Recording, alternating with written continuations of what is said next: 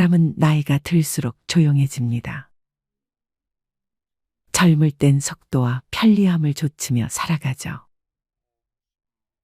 회사는 가까워야 하고 마트는 코앞이어야 하며 아이들 학교도 손 닿는 거리에 있어야 합니다.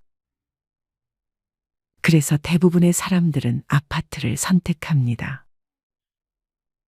반듯한 외관, 관리가 잘 된 엘리베이터, 지하주차장, 헬스장과 커뮤니티. 젊을 때는 이런 것들이 삶의 품격을 높여주는 조건이었습니다.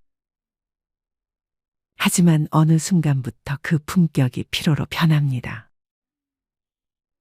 엘리베이터에서 매번 마주치는 낯선 이웃에게 인사를 건네는 것도 귀찮고 층간소음에 시달리다 보면 내 집인데도 내 집이 아닌 기분이 듭니다. 그리고 어느 날 문득 이렇게 생각하게 되죠.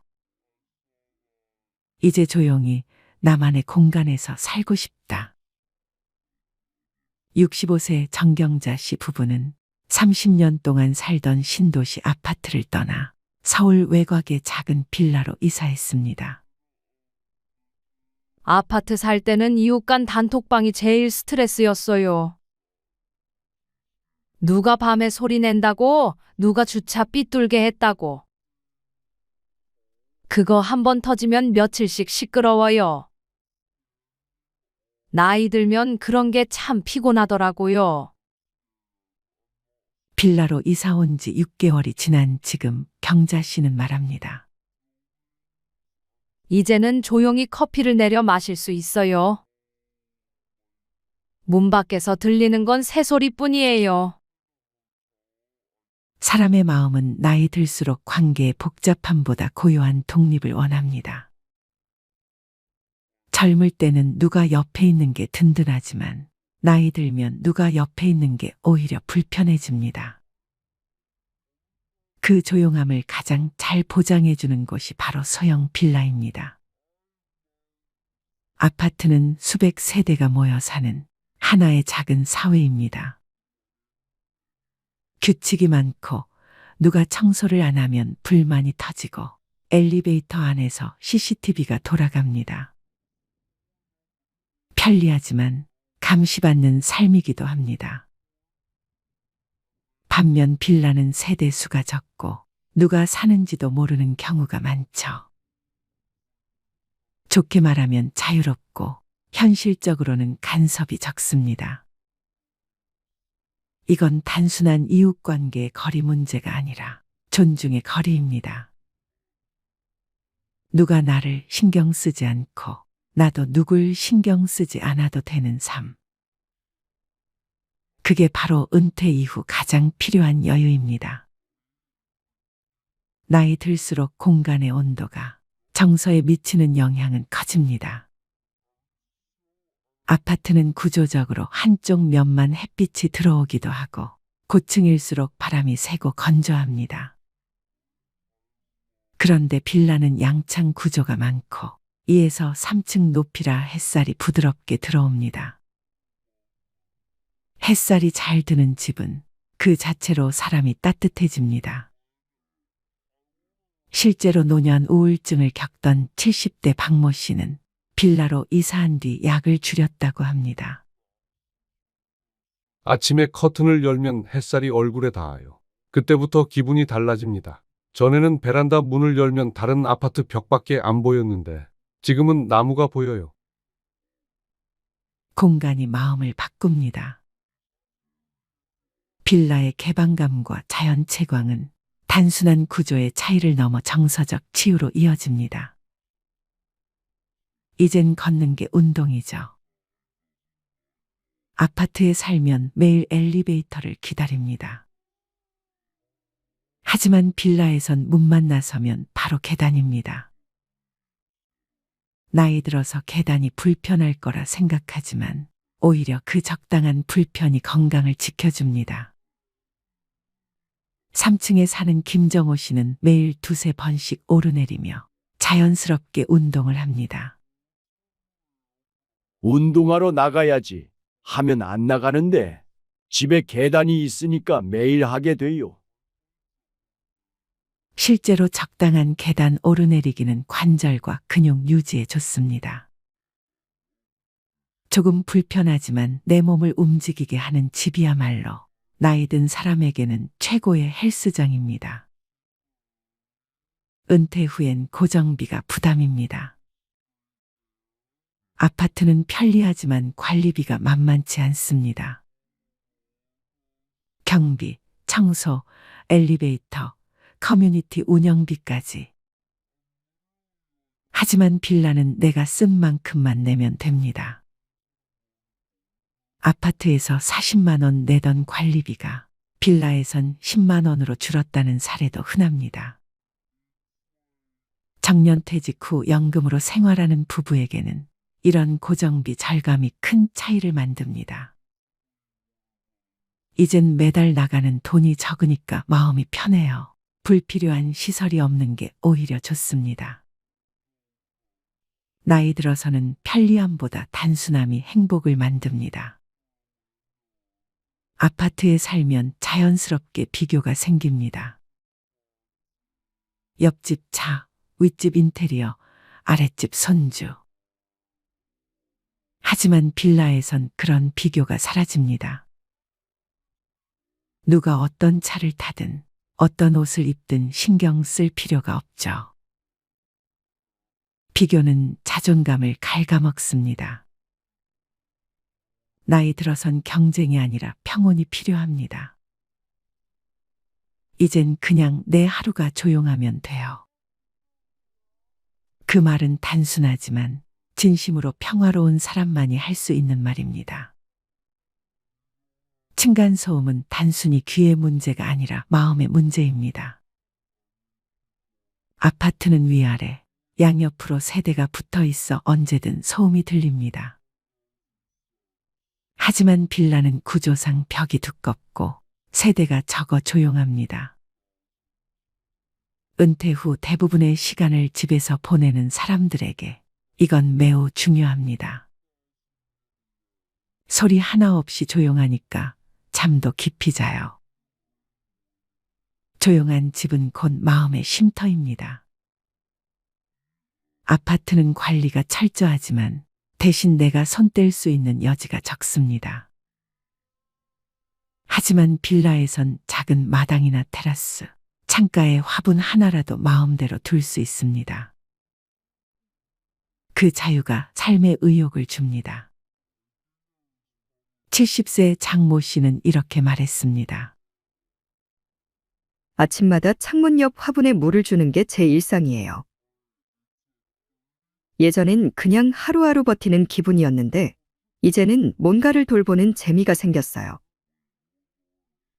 나이 든다는 건 큰 것을 가지는 게 아니라 작은 것에 정을 붙이는 과정입니다.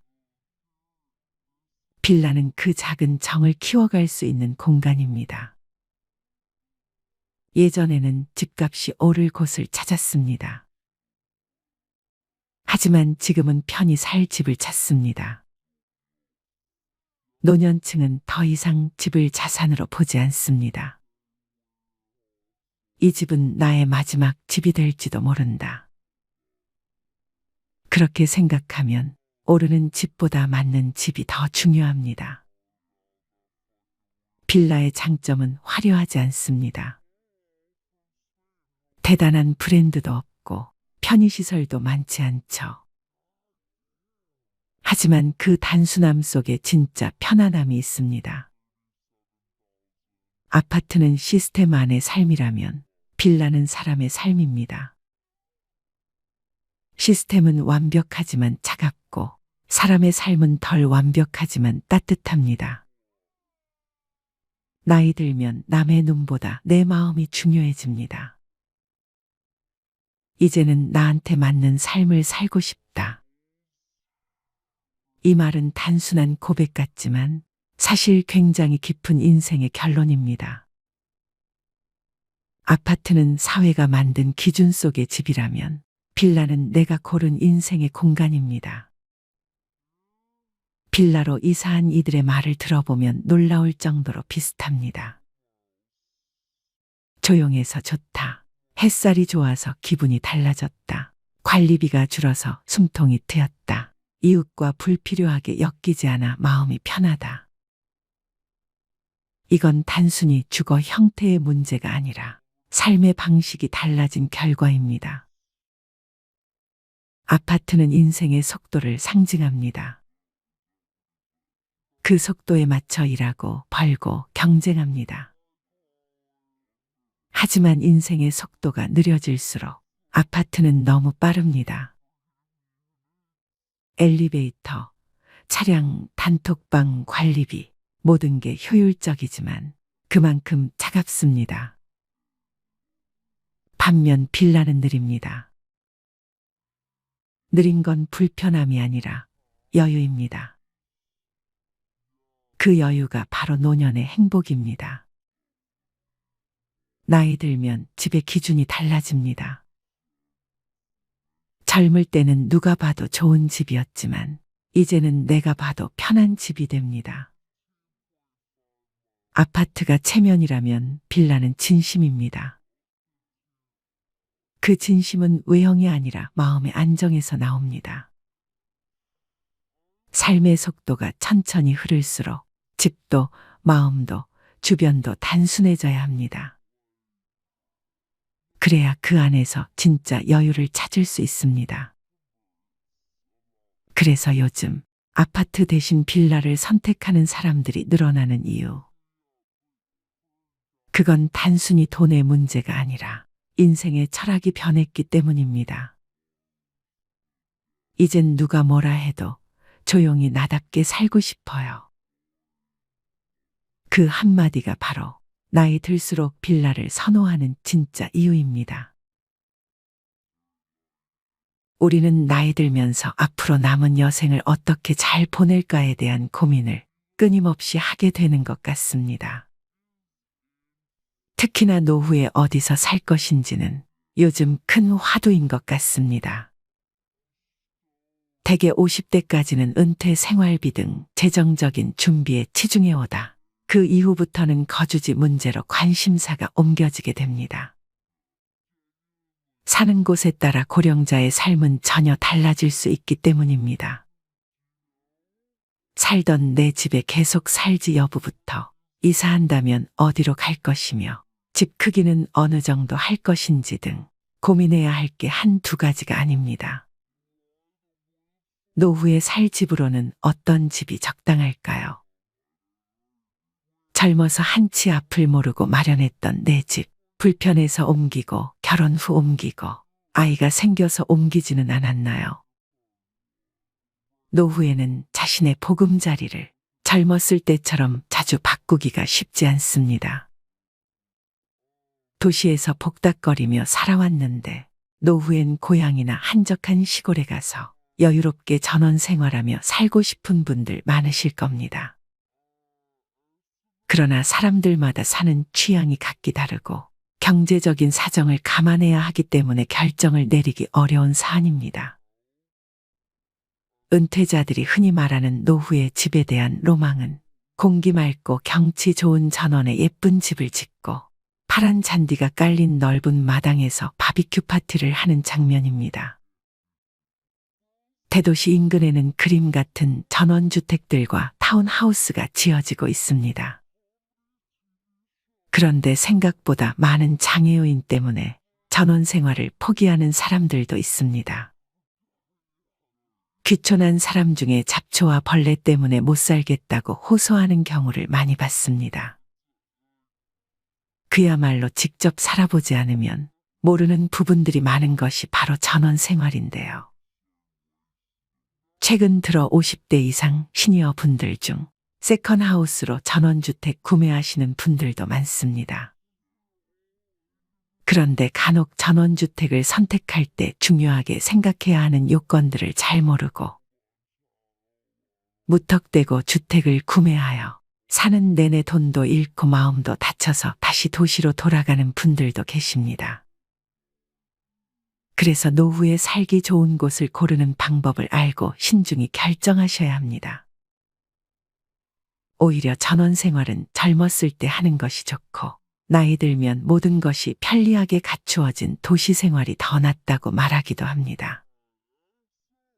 자연이 좋다고 무턱대고 전원으로 나갈 것이 아니라 은퇴 생활의 라이프 스타일을 먼저 정한 다음 그에 적합한 주거 환경을 마련할 필요가 있다는 의미입니다. 집이란 것이 우리 눈에 안 보이는 작업도 굉장히 많습니다. 보니 그 과정들을 모두 확인하기가 힘들 수밖에 없습니다. 그러니 너무 급하게 서두르지 마시고 오늘 영상에서 제가 말씀드리는 내용들 잘 참고하셔서 현명한 선택하시면 좋겠습니다. 오늘은 노후에 살기 좋은 곳과 행복한 노후의 필수 조건을 알려드리겠습니다. 첫 번째, 다양한 사람들과 교류할 수 있는 환경. 새로운 곳에서 인간관계와 사회활동을 다시 시작해야 한다면 기존의 지역 주민들과 잘 어울릴 수 있는 곳을 먼저 선택하는 것이 좋습니다. 공원이나 모임 같은 곳에서 정기적으로 사람들과 교류를 한다면 심리적 만족감을 얻는 것은 물론 우울증까지 극복할 수 있습니다. 두 번째, 최소 10평 미만의 집은 피하기. 원래 아이를 키우는데 적합했던 집도 아이가 독립해서 분가하면 노부부에게는 너무 넓은 집이 되기 마련입니다. 그렇기 때문에 무조건 작은 집이 좋겠다고 생각해서 10평 미만의 초소형 주택을 선택하게 되는 경우가 있습니다. 최근에 한 TV 프로그램에서 나이 들면 초소형 주택의 장점이 많다면서 소개하는 영상을 본 적이 있는데요. 요즘은 미니멀 라이프가 유행이고 저도 나이 들면 관리하기 어려운 큰 집보다 적당하게 작은 집이 더 좋지 않을까 생각합니다. 그러나 나이가 들고 부부끼리 혹은 혼자서 산다고 너무 좁은 집은 주거용으로는 적합하지 않은 경우가 많은데요. 불필요한 짐은 모두 비워내고 몸만 누일 수 있고 편하면 좋은 거 아니야 하는 마음에 10평 미만의 너무 작은 규모의 집을 선택하면 짐을 버리고 줄일 건 다 줄였다고 하더라도 자신에게 꼭 필요한 물건들을 넣고 정신적으로 안정감을 느끼며 살아가기에는 작게 느껴질 수 있습니다. 작은 집이라 해도 부부 각자가 방을 하나씩 쓸 수 있어야 합니다. 질 좋은 수면이 노화 방지의 최고의 명약이기 때문입니다. 곁에서 들리는 코 고는 소리로 수면의 질을 떨어뜨리면 안 됩니다. 부부라도 혼자만의 시간을 원할 때 혼자 있을 수 있는 것도 스트레스를 줄이는 지름길입니다. 세 번째, 보건의료시설 접근성.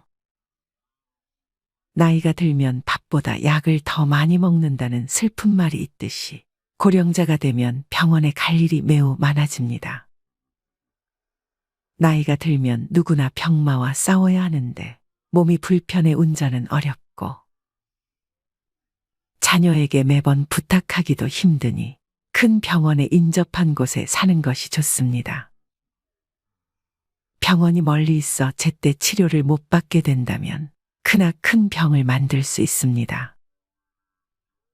의료시설을 고려하지 않을 경우 병원에 가기 위해 먼 거리를 이동해야 하고 위급한 상황 발생 시 해결할 수 있는 골든타임을 놓칠 수도 있습니다.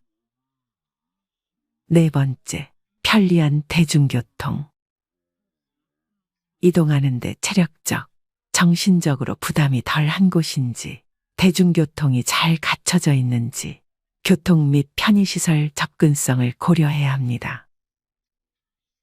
대중교통이 불편하면 생활 반경이 좁아지고 먼 거리 외출이 어렵기 때문입니다.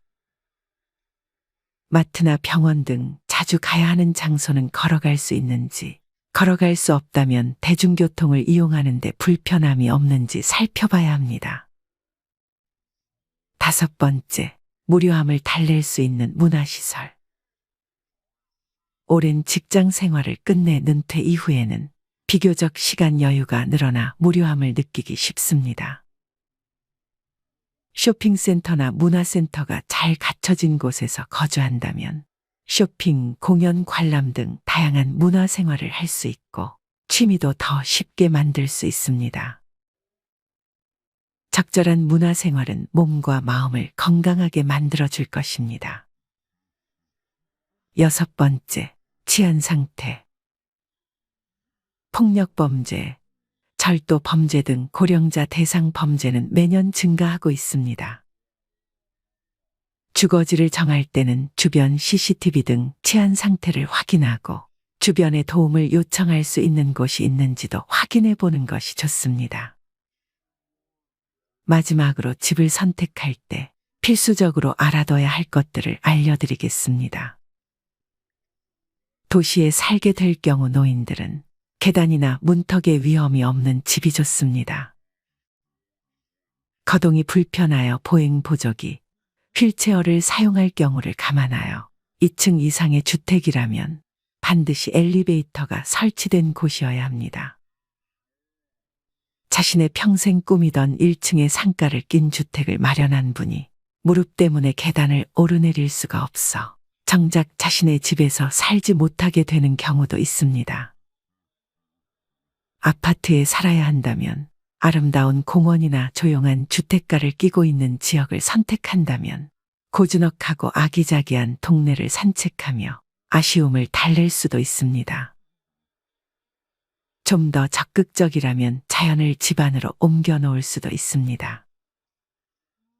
아파트 베란다에 꽃과 채소를 가꾸고 수족관까지 만든 집들도 있습니다. 아이들을 출가시켜 넓은 공간이 필요 없을 때 집의 평수를 줄여서 부부만의 스타일로 집을 꾸미는 것도 좋습니다. 책을 좋아하는 사람이라면 거실을 북카페처럼 꾸며서 집안에서 커피와 독서를 즐길 수도 있습니다.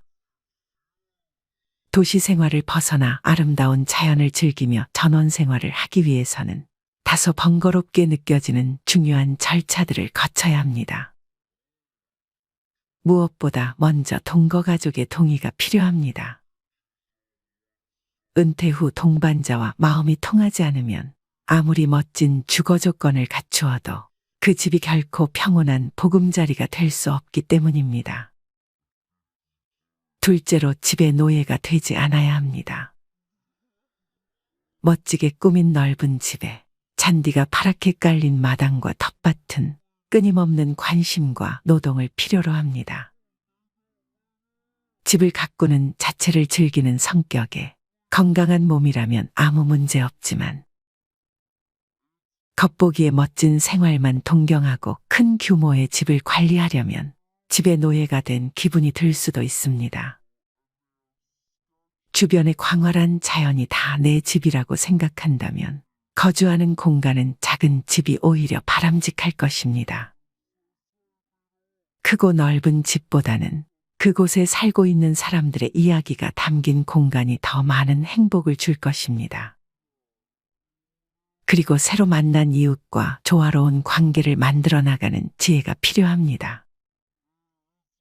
생활 방식이 완전히 다른 사람들과 소통하고 어울리기가 쉽지 않습니다. 이웃과의 갈등 때문에 귀촌 생활이 괴로운 나날이 될 수도 있습니다.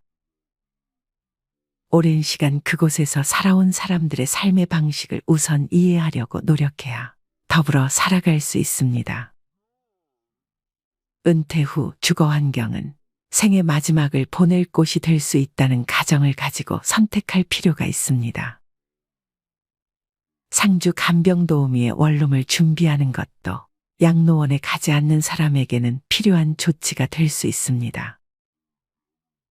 천상병 시인은 이 세상을 사는 것은 잠시 왔다 가는 소풍이라고 했습니다. 벤 한 대로 유랑하면서 자신만의 공간 2평으로도 자유로운 삶을 꿈꿀 수 있는 것이 사람입니다.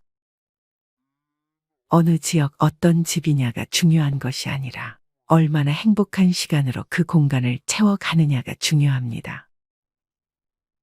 어차피 버리고 갈 집이니까요. 이렇게 노후에 살기 좋은 주거지 환경을 고르는 방법을 알아보았습니다. 의료시설 및 편의시설, 교통 경제적 상황 등을 고려하지 않고 주거지를 고르신다면 노후에 정말 여러모로 피곤해질 수 있습니다. 그렇다면 우리나라 중년분들은 은퇴 이후에 어디에서 사는 것을 제일 희망할까요? 베이비붐 세대를 대상으로 노후에 희망하는 주거 형태를 조사한 적이 있습니다.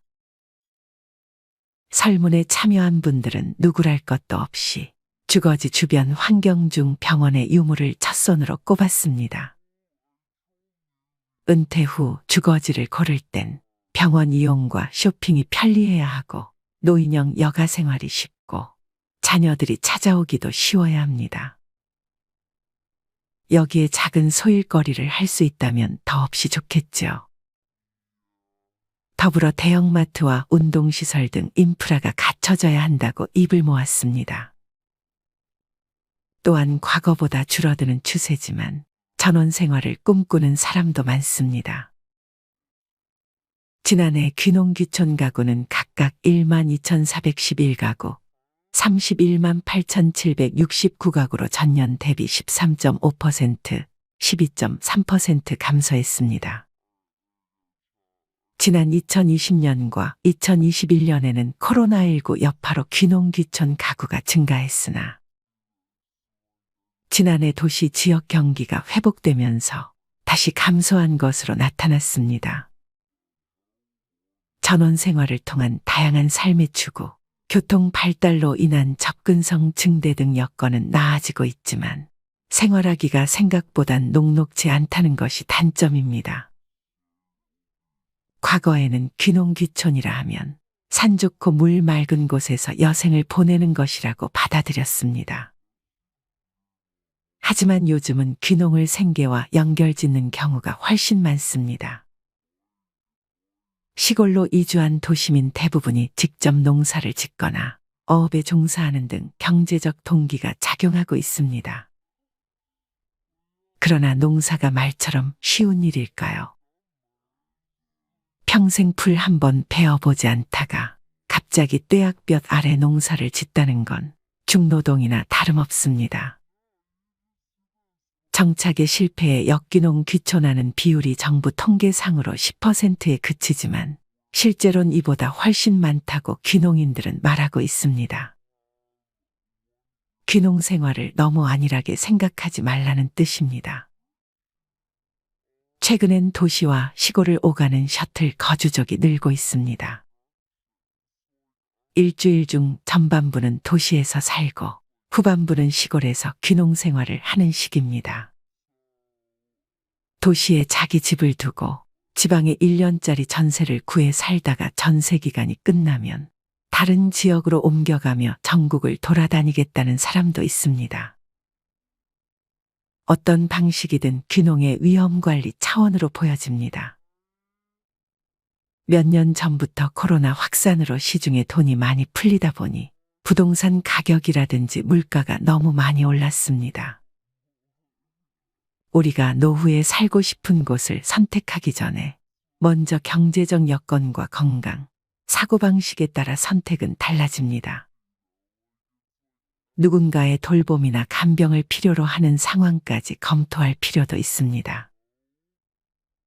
우리가 노후를 보낼 주거 환경을 따질 때 가장 중요하게 생각하는 것이 바로 은퇴 자금인데요. 내가 일부 가지고 있는 노후 자금으로 집을 구하는데 모두 쓰면 절대 안 됩니다. 우리가 나이가 들수록 현금 흐름을 확보하는 게 가장 중요합니다. 물론 노후를 좋은 집에서 보내는 것도 좋지만 계속 일을 할 수 있을지도 모르는 상황에서 은퇴 자금을 집에 전부 투자하는 것은 지양하는 것이 좋습니다. 또한 서울에 집을 현재 보유하고 계신 분들이 전원 생활을 하기 위해 현재 있는 집을 팔고 경기도나 강원도로 가시는 경우도 종종 있는데요. 이런 고민을 하시는 분들이 계시다면 지금부터 주목해서 보시기 바랍니다. 우리가 2030년에서 2050년까지 대한민국 인구를 예측해보면 인구는 점점 줄어들 예정입니다. 그러면 인구 소멸 지역, 즉 인구가 사람이 한 명도 살지 않는 지역이 남쪽 지역부터 서서히 늘어나게 되며 결국 사람들은 병원이나 모든 인프라가 다 있는 도시로 몰릴 수밖에 없습니다. 그러다 보니 사람들은 비싸도 수도권을 벗어나기 힘들게 되죠. 이 때문에 나이가 들어 전원 생활을 즐기고 싶은 분들이나 수도권에 있는 집을 가지고 있는 분들이 서울을 떠날 때 반드시 전세를 주고 가라는 이야기를 하는 겁니다. 서울에 있는 집을 팔고 지방으로 가면 다시 서울로 돌아오기가 힘든 것이 현실입니다. 따라서 전원 생활을 즐기시더라도 서울에 있는 집을 매도하고 떠나기보다는 병원을 자주 다녀야 할 시기에 다시 큰 병원들이 많은 서울로 다시 돌아올 수 있는 집은 꼭 남겨두시고 가시기를 추천드립니다.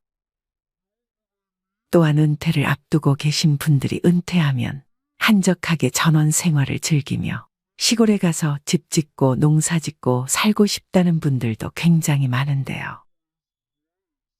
하지만 시골에 있는 땅을 사서 집을 짓는 것은 절대 하시면 안 됩니다. 이것은 정말 노후 파산으로 가는 지름길이기도 한데요. 아파트와는 달리 전원 생활은 어쩔 수 없이 마을 공동체 활동을 해야 합니다. 도시에 오래 살아온 사람들은 마을 사람들의 성향을 알 수 없기 때문에 마을 사람들과 섞이기가 쉽지 않습니다. 또한 병원 갈 일이 생겨도 노후의 전원 생활은 병원 접근성이 떨어져서 위험할 수 있습니다. 젊고 건강한 나이라면 상관없지만 병원과 친해지는 나이에 병원 접근성이 떨어진다는 것은 치명적인 단점이 될 수 있는 것이죠. 뿐만 아니라 전원주택은 모든 걸 혼자 해결해야 하기 때문에 집에 무엇인가 고장이 나면 일일이 알아보고 고쳐야 하니 관리 비용이 만만치 않습니다. 무엇보다 전원 생활의 가장 큰 단점은 바로 황금성입니다. 아파트는 누구나 선호하는 부동산이기 때문에 필요하면 매매가 어렵지 않게 이루어지지만 전원주택의 경우 조건에 맞는 매수자를 찾기가 쉽지 않습니다. 전원 생활을 하다가 생각보다 녹록지 않아 집을 팔고 다시 서울로 가야겠다고 생각할 때는 힘들게 지은 집을 반값에 파셔야 할 수도 있습니다. 만약 전원 생활을 꼭 해보고 싶다고 생각하시는 분들은 급매로 구매하는 것이 제일 좋으며 땅을 사서 집을 짓는 것은 절대 추천드리지 않습니다. 요즘 여러 지자체에서 귀농 귀촌을 장려하기 위해 집을 지어놓고 1년씩 빌려주는 프로그램도 운영하고 있기 때문에 이런 프로그램을 알아보시고 직접 체험을 한번 해보신 후 결정을 하셔도 충분합니다. 무조건 땅을 사서 집을 짓는 것은 절대 해서는 안 됩니다. 시골에는 빈 집도 많기 때문에 그런 집에 전세나 월세로 살아보시면서 동네 사람들과 어울려보고 농사도 지어보고 시골에서 사는 것이 1년 내내 좋은지도 경험해보고 결정하시기를 추천드립니다. 은퇴를 했다는 이야기는 건강을 자신할 수 없는 나이라는 이야기이기도 합니다. 내가 갑작스런 상황에서 건강 문제 때문에 또는 자녀들 문제 때문에 긴급히 돈을 필요로 할 때 노후 자금을 모두 주택자금으로 써버린다면 그 다음에는 해결 방법이 없습니다. 그렇기 때문에 은퇴 자금을 한번 계산해보고 거기에 맞는 현금 흐름을 충분히 확보하고 난 후 남은 범위 내에서 주거 문제를 해결하면 가장 좋겠습니다. 집은 정신과 육체가 쉴 수 있는 삶의 터전입니다. 은퇴를 하고 노년이 될수록 집에 머무르는 시간이 길어지므로 안정된 주거 환경이 더욱 중요해집니다.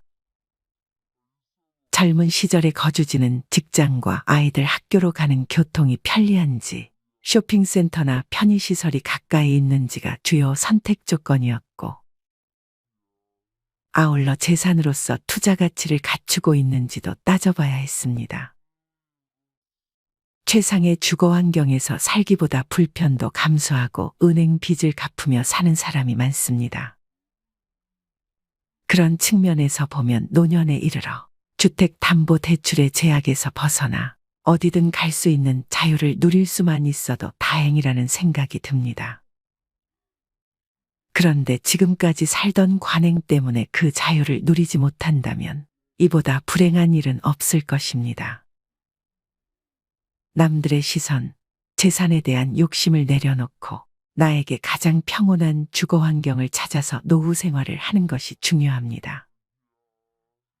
뇌과학자 정재승은 나는 어떤 공간에서 행복하고 창의적이 되며 위안을 받는지 생각해보라.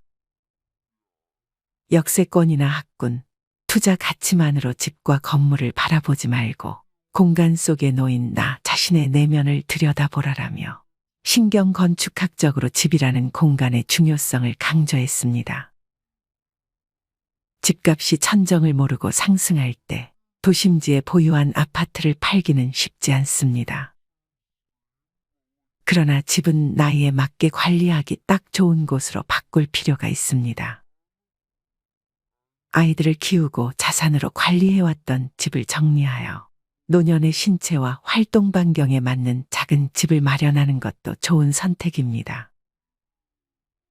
심플한 삶의 열풍을 일으킨 프랑스 작가 도미니크 로로는 행복은 살고 있는 공간의 넓이에 달려있지 않으며 집은 작을수록 노인에게 더 적합하다라고 작은 집을 예찬했습니다. 이상으로 노후의 주거지를 선택 시 고려해야 할 사항들에 대해 알아보았습니다. 노후의 삶은 주위에 어떤 환경이 갖춰져 있는지에 따라 달라질 수 있으므로 자신의 생활 라이프에 맞춰 우선순위를 정해 주거지를 고르는 것이 중요합니다. 여러분들은 노후에 어떤 집에서 살아가고 싶으신가요? 주택의 유형만이 아니라 애초부터 어디서 살 것인가, 누구와 함께 살 것인가 하는 관점도 노후 생활을 충실히 보내기 위해서 간과해서는 안 될 중요한 요소입니다. 어디에 살 것인가, 누구와 살 것인가, 그리고 어떤 집에서 살 것인가라는 세 가지 관점에서 과연 나의 노후 생활을 풍요롭게 하는 생의 마지막 집으로 무엇이 좋을지 잘 생각해 보길 바랍니다.